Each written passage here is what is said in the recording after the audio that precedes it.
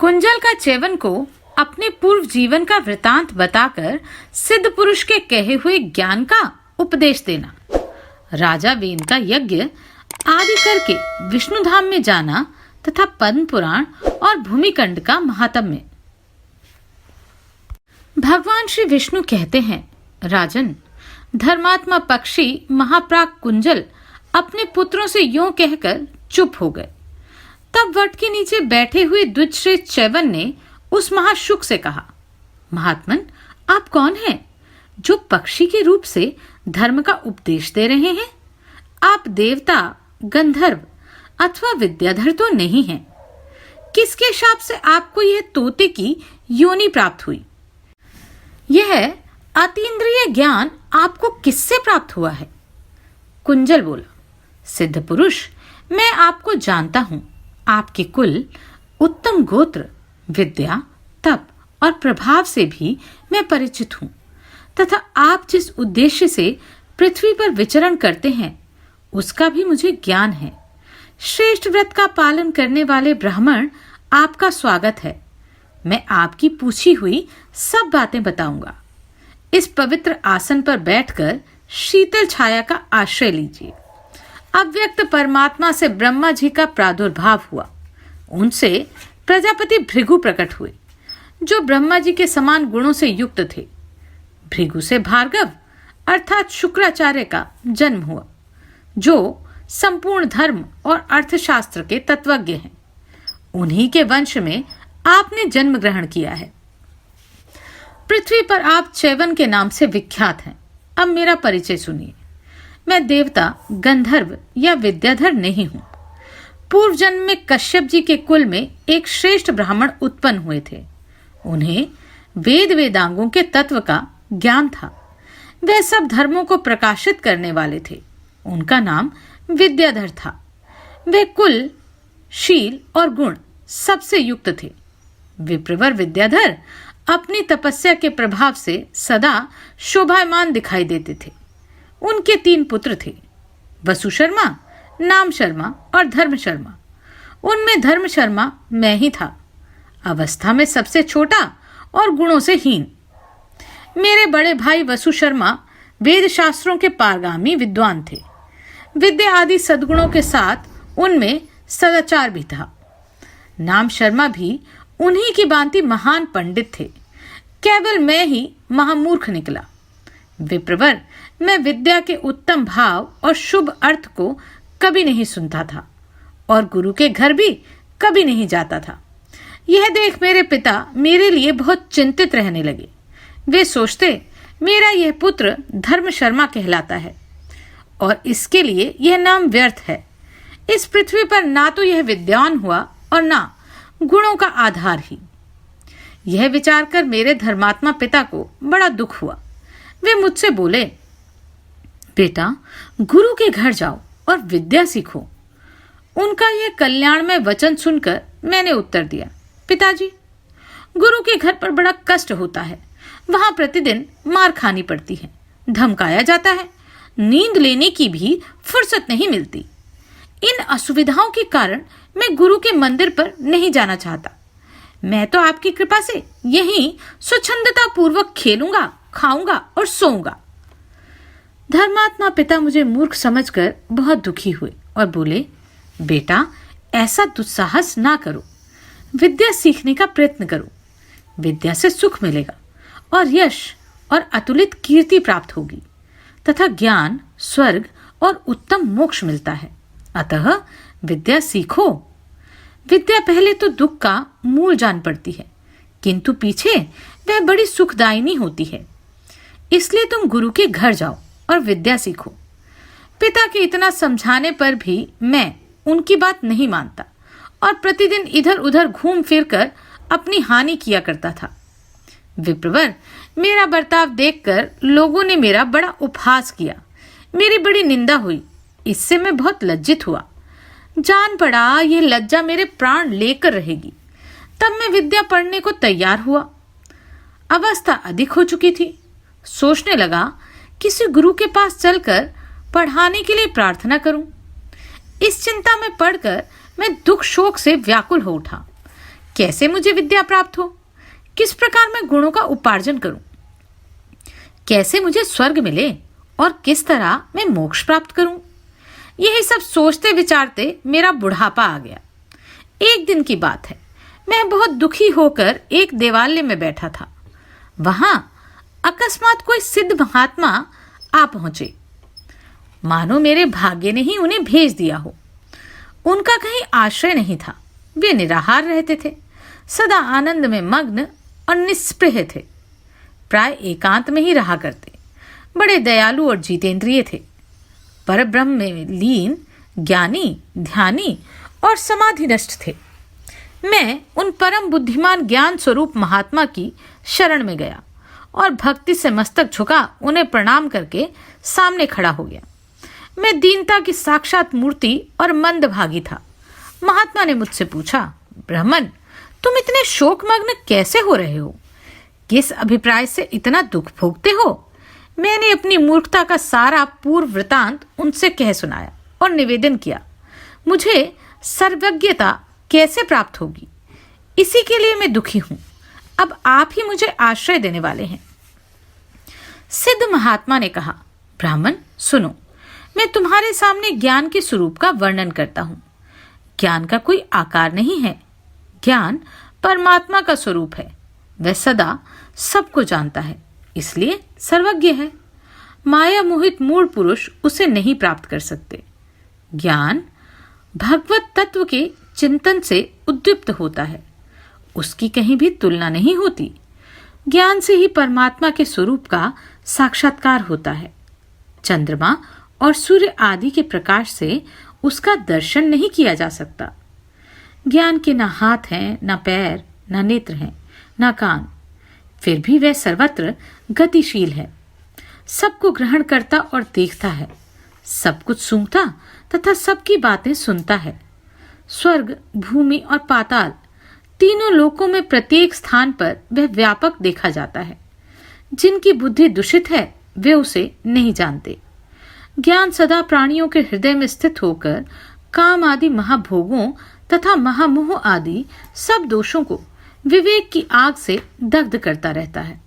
अतः पूर्ण शांतिमय होकर इंद्रियों के विषय का मर्दन, उनकी आसक्ति का नाश करना चाहिए।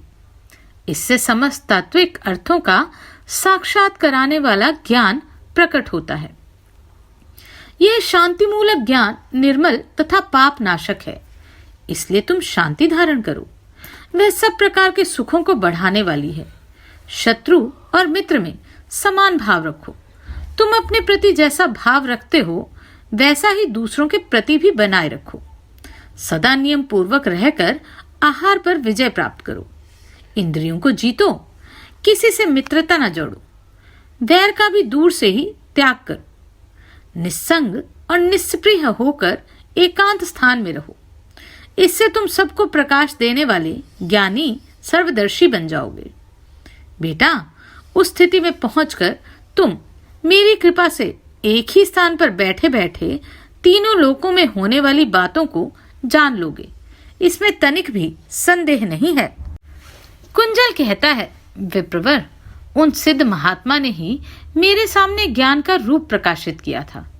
उनकी आज्ञा में स्थित होकर मैं पूर्वोक्त भावना का ही चिंतन करने लगा।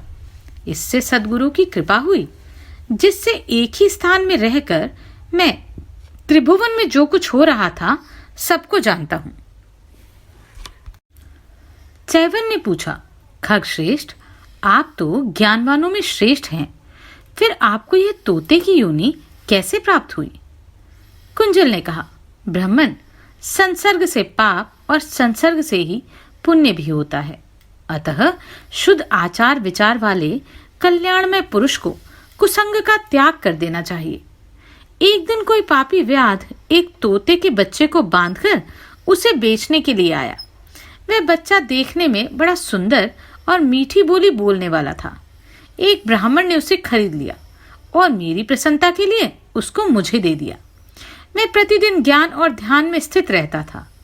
उस समय वह तोते का बच्चा बाल स्वभाव के कारण कौतूहलवश मेरे हाथ पर आ बैठता और बोलने लगता, तात, मेरे पास आओ, बैठो, स्नान के लिए जाओ और अब देवताओं का पूजन करो। इस तरह की मीठी मीठी बातें वे मुझसे कहा करता था। उसके वाग विनोद में पढ़कर मेरा सारा उत्तम ज्ञान चला गया। एक दिन मैं फूल और फल लाने के लिए वन में गया। इसी बीच में एक बिलाव आकर तोते को उठा ले गया। वह दुर्घटना मुझे केवल दुख देने का कारण हुई। बिलाव उस पक्षी को मारकर खा गया। इस प्रकार उस तोते की मृत्यु सुनकर मुझे बड़ा दुख हुआ। असह शोक के कारण अत्यंत पीड़ा होने लगी। मैं महान मोह जाल में बंद कर उसके लिए प्रलाप करने लगा। सिद्ध महात्मा ने जिस ज्ञान का उपदेश दिया था उसकी याद जाती रही। तब तो मीठे वचन बोलने वाले उस तोते को तथा उसके ज्ञान को याद करके मैं हावत्स हावत्स कहकर प्रतिदिन विलाप करने लगा। इस प्रकार विलाप करता हुआ मैं शोक से अत्यंत पीड़ित हो गया। अंतोगत्वा इसी दुख से मेरी मृत्यु हो गई। उसी की भावना से मोहित होकर मुझे प्राण त्यागना था। द्विजश्रेष्ठ, मृत्यु के समय मेरा जैसा भाव था, जैसी बुद्धि थी, उसी भाव और बुद्धि के अनुसार मेरा तोते की योनि में जन्म हुआ। परंतु मुझे जो गर्भवास प्राप्त हुआ वह मेरे ज्ञान और स्मरण शक्ति को जागृत करने वाला था। गर्भ में स्वयं ही मुझे अपने पूर्व कर्म का स्मरण हो आया। मैंने सोचा, ओह, मुझ मूर्ख अजितेंद्रिय तथा पापी ने यह क्या कर डाला। मेरे गुरुदेव के अनुग्रह से मुझे उत्तम ज्ञान प्राप्त हुआ। उनके वाक्य रूपी स्वच्छ जल से मेरे शरीर के भीतर और बाहर का सारा मल धुल गया। मेरा अंतःकरण निर्मल हो गया। पूर्व जन्म में मृत्युकाल उपस्थित होने पर मैंने तोते का ही चिंतन किया और उसी की भावना से भावित होकर मैं मृत्यु को प्राप्त हुआ। यही कारण है कि मुझे पृथ्वी पर तोते के रूप में पुनः जन्म लेना पड़ा। मृत्यु के समय प्राणियों का जैसा भाव रहता है वे वैसे ही जीव के रूप में उत्पन्न होते हैं। उनका शरीर, पराक्रम, गुण और स्वरूप सब उसी तरह के होते हैं। वे भाव स्वरूप होकर ही जन्म लेते हैं। महामते, इस तोते के शरीर में मुझे अतुलित ज्ञान प्राप्त हुआ है, जिसके प्रभाव से मैं भूत, भविष्य और वर्तमान तीनों कालों को प्रत्यक्ष देखता हूँ। यहाँ रहकर भी उसी ज्ञान के प्रभाव से मुझे सब कुछ ज्ञात हो जाता है। विप्रवर, संसार में भटकने वाले मनुष्य को तारने के लिए गुरु के समान बंधन नाशक तीर्थ दूसरा कोई नहीं है। भूतल पर प्रकट हुए जल से बाहर का ही सारा मल नष्ट होता है, किंतु गुरु रूपी तीर्थ जन्म जन्मांतर के पापों का भी नाश कर डालता है। संसार में जीवों का उद्धार करने के लिए गुरु चलता फिरता उत्तम तीर्थ है। भगवान श्री विष्णु कहते हैं, नृपश्रेष्ठ, वह परम ज्ञानी शुक महात्मा च्यवन को इस प्रकार तत्व ज्ञान का उपदेश देकर चुप हो गया। यह सब परम उत्तम जगम तीर्थ की महिमा का वर्णन किया गया। राजन, तुम्हारा कल्याण हो। तुम्हारे मन में जो इच्छा हो उसे वर के रूप में मांग लो। वीर ने कहा, जनार्दन, मुझे राज्य पाने की अभिलाषा नहीं है। मैं दूसरी कोई वस्तु भी नहीं चाहता, केवल आपके शरीर में प्रवेश करना चाहता हूं। भगवान श्री विष्णु बोले, राजन, तुम अश्वमेघ और राजसूय यज्ञों के द्वारा मेरा यजन करो। गौ, भूमि, सुवर्ण, अन्न और जल का दान दो। महामते, दान से ब्रह्महत्या आदि घोर पाप भी नष्ट हो जाते हैं। दान से चारों पुरुषार्थों की भी सिद्धि होती है। इसलिए मेरे उद्देश्य से दान अवश्य करना चाहिए। जो जिस भाव से मेरे लिए दान देता है उसके उस भाव को मैं सत्य कर देता हूँ। ऋषियों के दर्शन और स्पर्श से तुम्हारी पाप राशि नष्ट हो चुकी है। यज्ञों के अंत में तुम निश्चय ही मेरे शरीर में आ मिलोगे। वेन से यूं कहकर श्रीहरि अंतर्ध्यान हो गए। उनके अदृश्य हो जाने पर नृपश्रेष्ठ वेन बड़े हर्ष के साथ घर आए और कुछ सोच विचार कर अपने पुत्र पृथु को निकट बुलाकर मधुर वाणी में बोले, बेटा, तुम वास्तव में पुत्र हो। तुमने इस भूलोक में बहुत बड़े पातक से मेरा उद्धार किया है, मेरे वंश को उज्जवल बना दिया। मैंने अपने दोष से इस कुल का नाश कर दिया था, परंतु तुमने इसे फिर से उज्जवल बना दिया है। अब मैं अश्वमेध यज्ञों के द्वारा भगवान का यजन करूंगा और नाना प्रकार के दान दूंगा। फिर भगवान विष्णु की कृपा से उनके उत्तम धाम को जाऊंगा। अतः महाभाग, अब तुम यज्ञ की उत्तम सामग्रियों को जुटाओ और वेदों के पारगामी विद्वान ब्राह्मणों को निमंत्रित करो।